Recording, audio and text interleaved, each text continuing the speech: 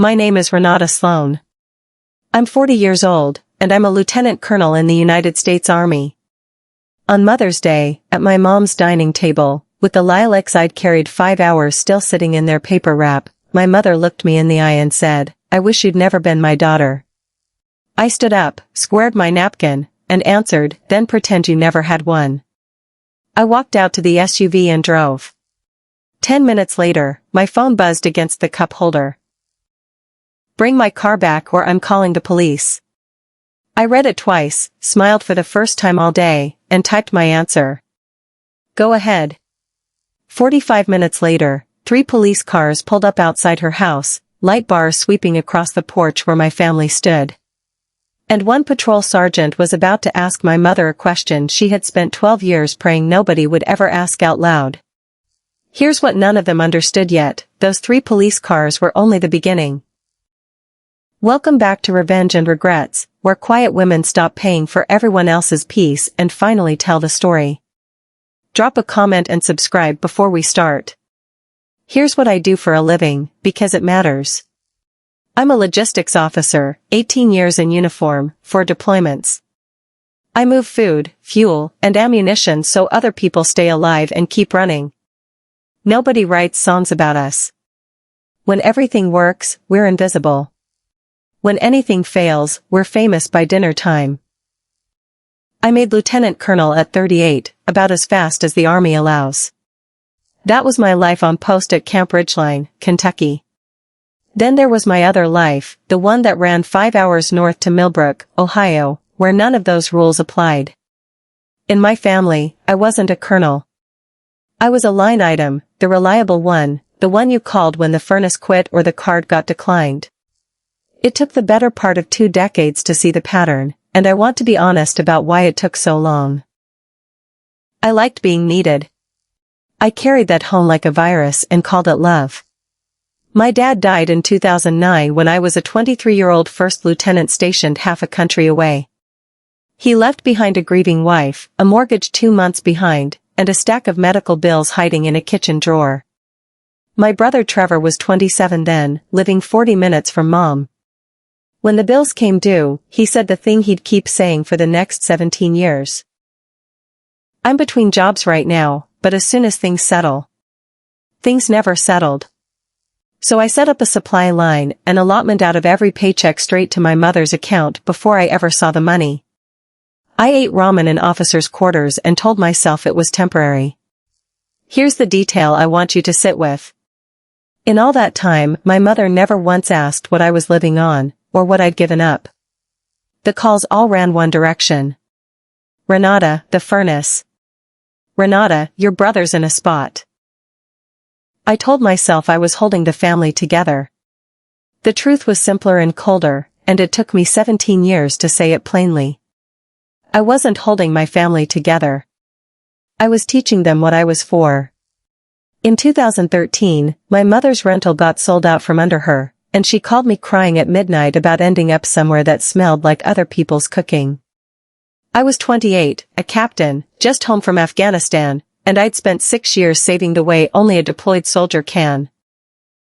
In the spring of 2014, I bought a house, 3 bedrooms, a quiet street in Millbrook, a porch swing, a lilac bush by the fence, $1,150 a month in mortgage, taxes rolled in, paid from Kentucky by a woman who'd sleep in it maybe 6 nights a year. The deed said Renata Sloan. The keys went to my mother. On moving day, she turned in a slow circle, hand over her mouth, and said, "Finally, a house of my own." Not thank you. A house of my own. I opened my mouth and closed it again, and that silence turned out to be the single most expensive thing I have ever purchased, because a story got planted in that kitchen, and stories grow faster than lilacs. Within a year, the neighbors knew it as Marilyn's house.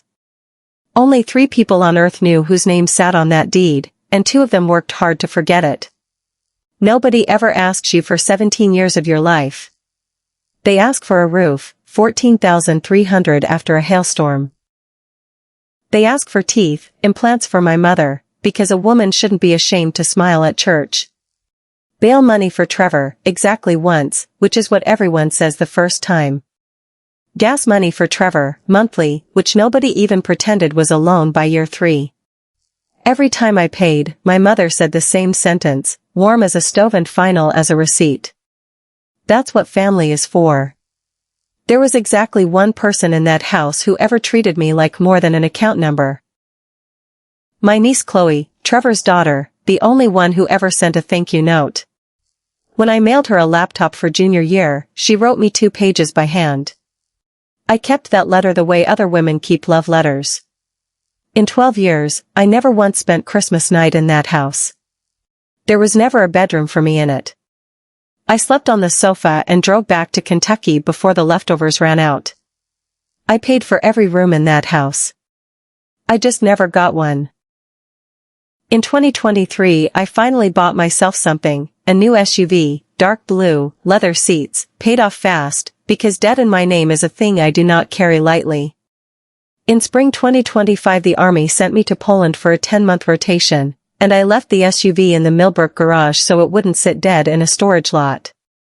When I flew home in February, my car had 9,000 new miles on it, a weight-shaped dent in the seat, an ashtray smell it never had before, and a new name, Mom's car. I didn't yell. I did paperwork. I had a second key cut, and when my leave ended, I drove that SUV home to Kentucky myself. You'd have thought I'd stolen the church van. Trevor called me petty. Mom didn't speak to me for 11 days, which were honestly peaceful. What I found 5 weeks before Mother's Day was something else entirely. Officers who hold a security clearance live under continuous vetting, a quiet program that watches your records year-round, courts, arrests, and above all, debt. On the last Tuesday of March, an email landed with a subject line that made my coffee go cold. A delinquent account flagged under my social security number. A credit card I never opened, 8 months old, maxed out at $12,400 in collections, mailed to the house in Millbrook. I froze everything, filed a dispute, requested the full charge history, and sat in my parked car reading it line by line like a casualty list. An electronics store, an auto parts chain over and over, a steakhouse, for charges at a casino across the state line. The very first purchase, on the very first day, 8 months back, while I was 7 time zones away in Poland, a set of truck tires. I knew exactly whose truck those tires were on. That Saturday, I drove up with a folder, because I bring folders to gunfights. I sat Trevor down at my own kitchen table and laid the charge history in front of him. I was going to pay it off before you ever saw it, he said. It's basically family money anyway. My mother didn't ask him a single question. She turned on me, actually lowered herself onto her knees on the kitchen tile. You'd put your own brother in prison. I am begging you. I didn't call the police that day. I also didn't take another promise. I wrote out an agreement in plain English. Trevor admitted the card, owed $12,400, had 30 days to make a first payment. If he did, I'd tell the bank I couldn't identify the person responsible. He signed it, smirking like a teenager signing a detention slip. The deadline was the 4th of May, a Monday. It came and went. No payment, no call, nothing. And on the second Sunday of May, I got up before dawn and drove 5 hours north for Mother's Day anyway. I bought lilacs. In the back seat sat a photo album I'd spent 2 evenings printing and gluing. When I pulled up, Trevor was already on the porch with a beer at 11:30, looking at my SUV the way a man looks at his ex. Chloe met me on the walk and hugged me hard.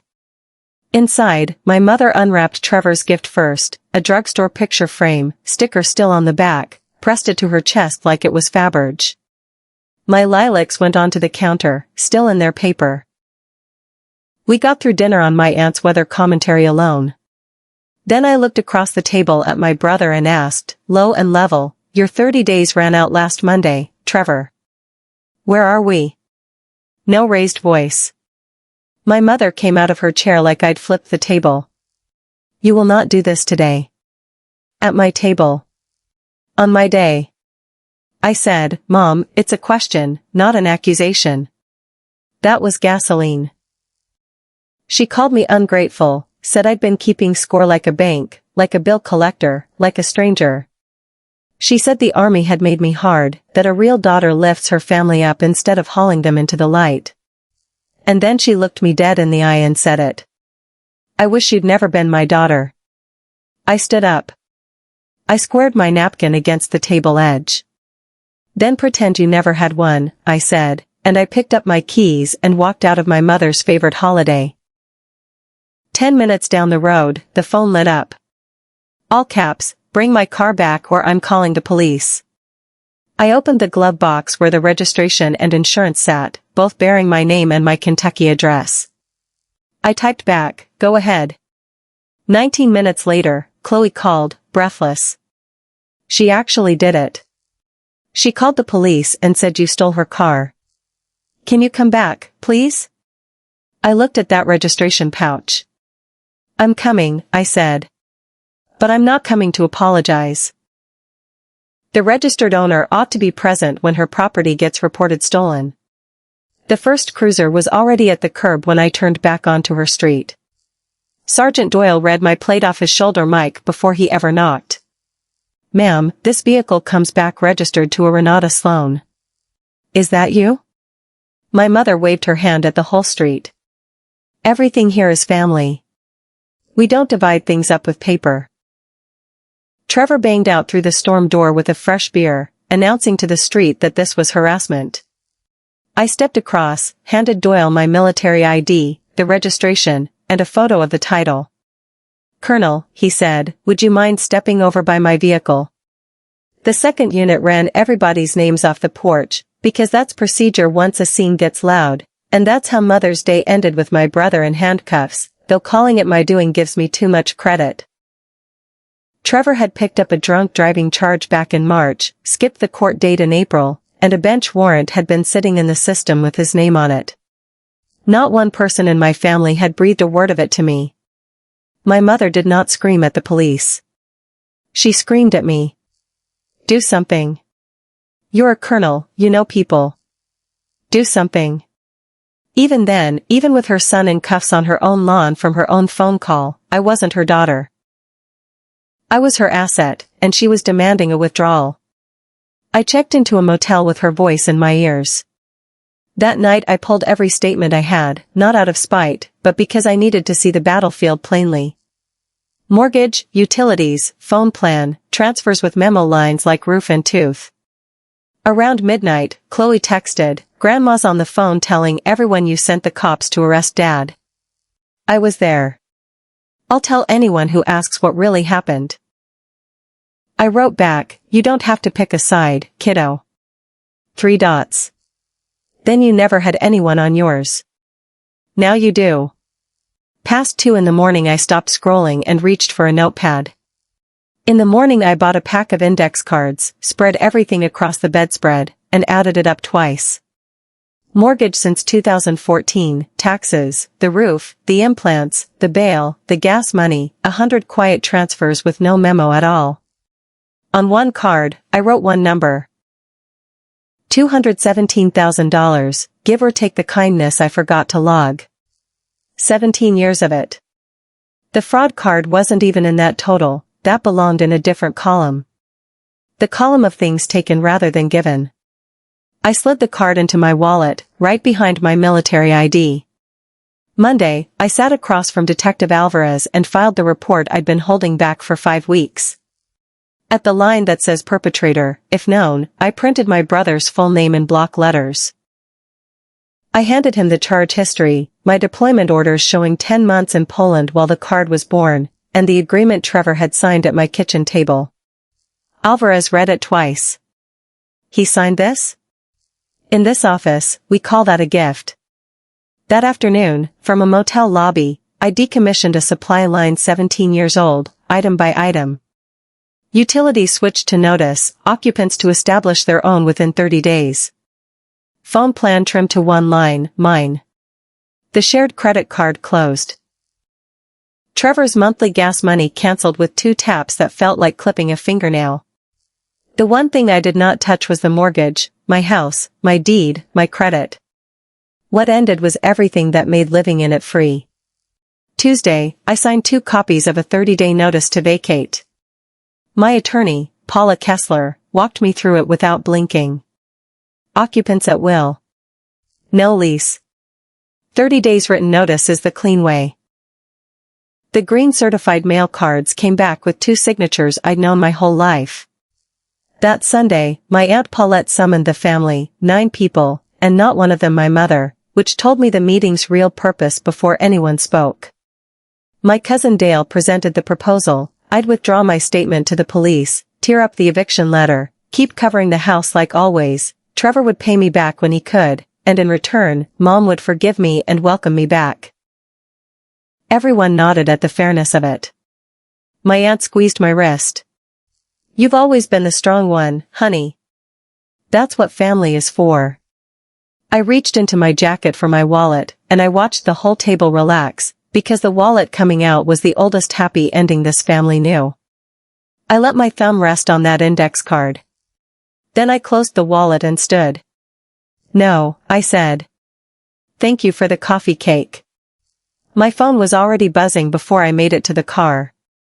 Chloe, 3 missed calls.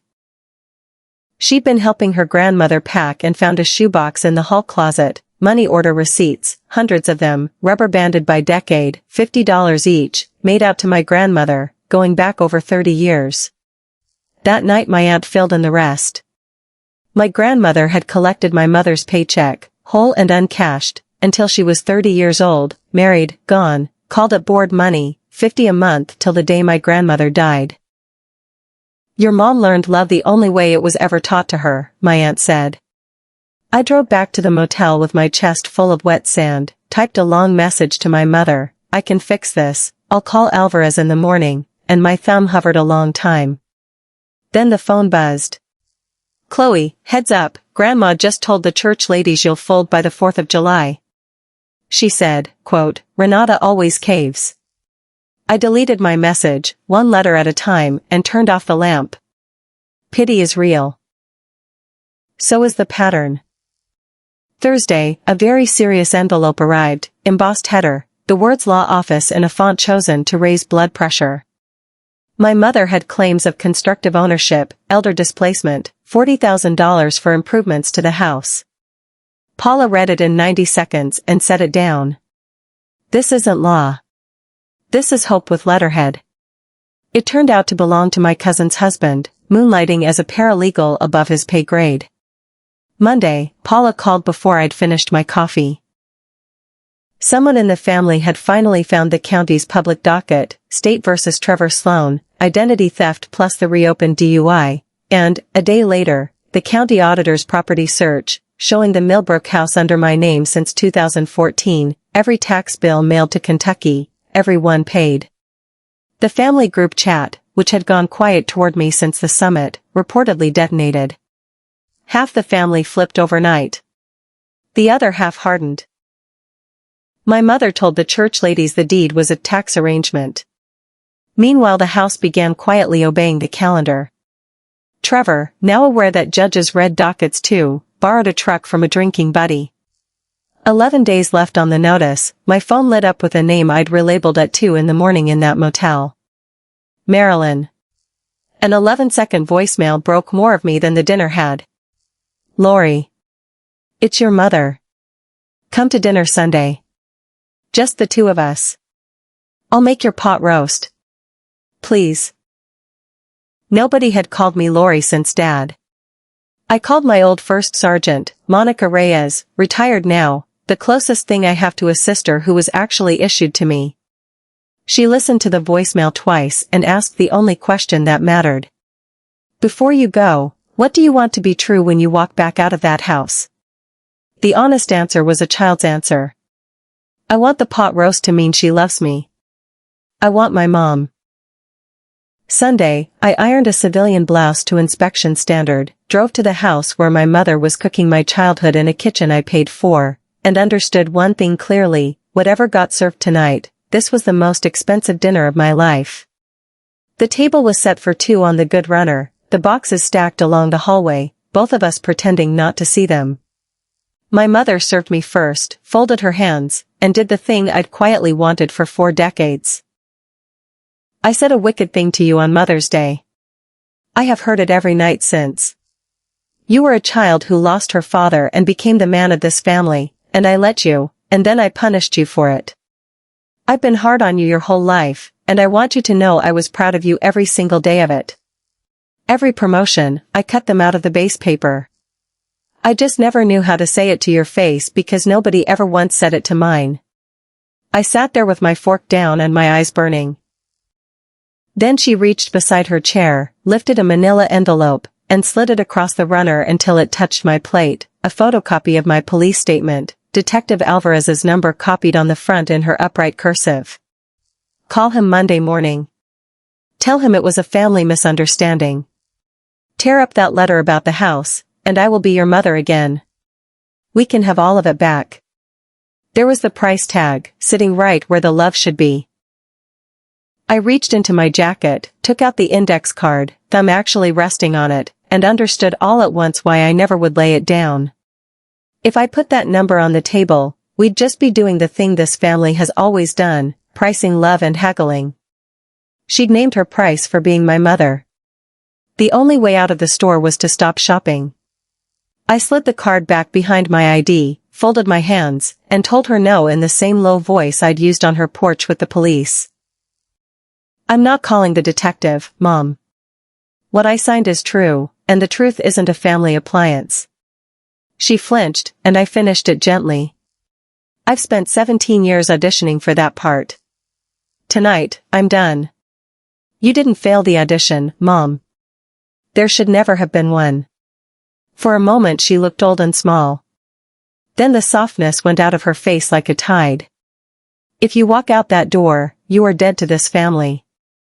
I stood, squared my chair, corners true.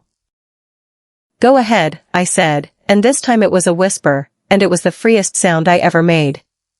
I walked out past the taped boxes, drove to the end of Cardinal Court, and stopped at the stop sign under a streetlight, waiting for what I knew was coming, because for 17 years my phone had always buzzed within the hour of leaving that house. 1 minute, 5, 10. The dark screen finally told me the truth I'd driven past for 2 decades. The reaching had only ever been billing. I had nothing left she wanted, so there was nothing left to say.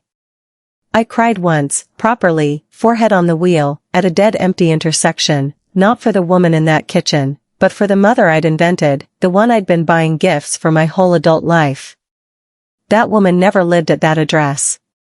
Then I blew my nose and called Monica. It's done. What do you need, ma'am? A couch, I said, and a Sunday dinner that doesn't cost anything. Trevor took a plea in July, exactly as Alvarez had predicted, identity theft, first felony, full restitution, community control, $200 a month until $12,400 is a memory. The DUI resolved alongside it, license restricted, no prison. I was glad of it. The first check arrived in August with a sticky note, no signature, didn't think you'd really do it. I deposited the check and kept the note. Move-out day came the last weekend of June, and I did nothing. I was 5 hours south on post, on purpose. Chloe sent one photo that evening, the living room empty, sunlight lying across the bare floor, and one text, it's done. Grandma's at Aunt Paulette's. Dad got a room by the warehouse, actual job. Nobody homeless. Nobody rescued. For the first time in family history, everyone was simply carrying what was theirs. The house sold in 6 weeks to a young couple, both teachers, with a toddler who ran the empty hallway at the showing like it was a runway.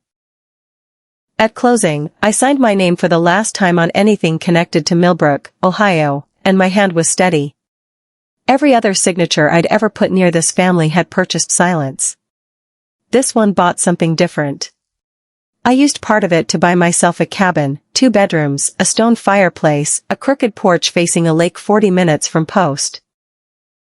I stood at a hardware store counter while a kid in an orange apron cut my new house key, and thought, 12 years buying shelter for people who never once made up a bed for me, and this cheap, shiny key is the first one anyone ever cut for me at my own request, for my own door.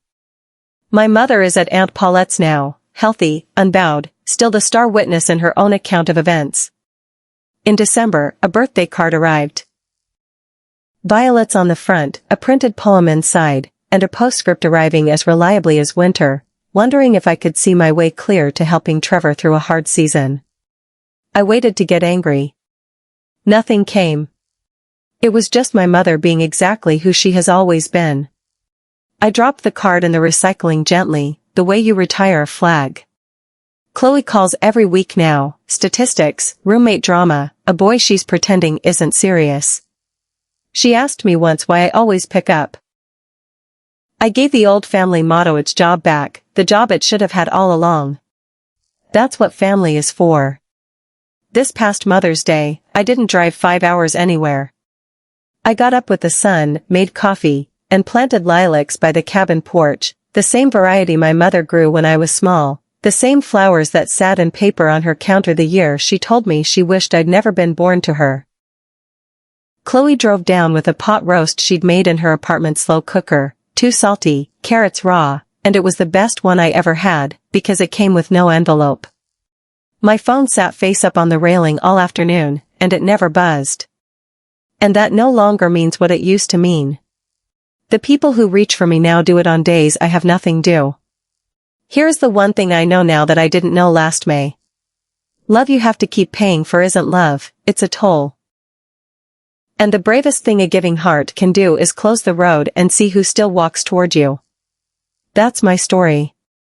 One Mother's Day, one text that said go ahead, 3 police cars, and a brass key I finally cut for my own door. If you've been somebody's supply line so long they forgot your name, take this as your sign. Closing the road isn't cruelty, it's honesty. Share this with someone who needs it today.